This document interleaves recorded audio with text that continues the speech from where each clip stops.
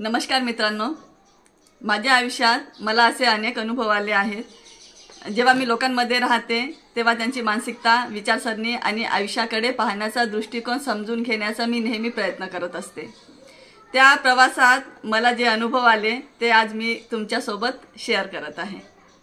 मी एक गोष्ट नेहमी म्हणते, जगा आणि जगू द्या। आपणच आपल्या जीवनाचे शिल्पकार आहोत।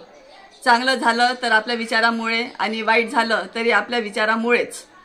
पण बरेच लोक प्रत्येक गोष्टीसाठी दुसऱ्यांना दोष देतात। खरं तर दुसऱ्याला दोष देत बसण्यापेक्षा स्वतःमध्ये काय चुका आहेत त्या शोधल्या पाहिजे।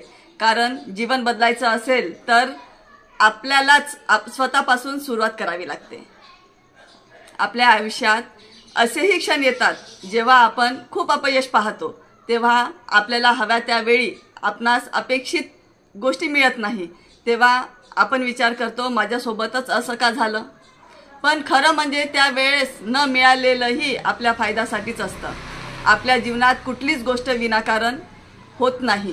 प्रत्येक गोष्टीमागे काही ना काही कारण असतं आणि शेवटी जे होतं ते चांगल्यासाठीच। तेव्हा कदाचित आपल्याला समजत नाही, पण थोडा काळ गेला की समजून येतं की ते माझ्यासाठी नव्हतंच। म्हणूनच अपयश आलं तरी ते स्वीकारायला शिका, कारण प्रत्येक अपयश आपल्याला पुढच्या यशासाठी मजबूत करून जातं। माझं ब्रीदवाक्य साधं आहे, सॉरी म्हणायला शिका आणि माफ करायलाही शिका। कारण प्रत्येक नातं विश्वासावर जगतं। जीवनात खूप नाती आपोआप टिकतात, जसं आई वडील, भाऊ बहीण, नातेवाईक। पण ती नाती अशी आहेत ती जपून ठेवावी लागतात। ती म्हणजे मैत्री, प्रेम आणि पती पत्नीचं नातं। ही नाती शब्द, आदर आणि विश्वासावर उभी असतात। जर जपून न ठेवल्यास ती दुरावतात।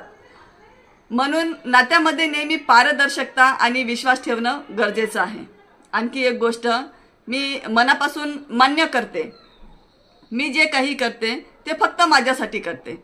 दुसऱ्यांना मदत करणं, दुसऱ्यांच्या दुःखात आणि अडचणीत उभं राहणं मला समाधान देऊन जातं। पण मी दुसऱ्यासाठी काही करत नाही, मी फक्त माझ्या आनंदासाठी करते। हो, मी या बाबतीत स्वार्थी म्हणेल स्वतःला।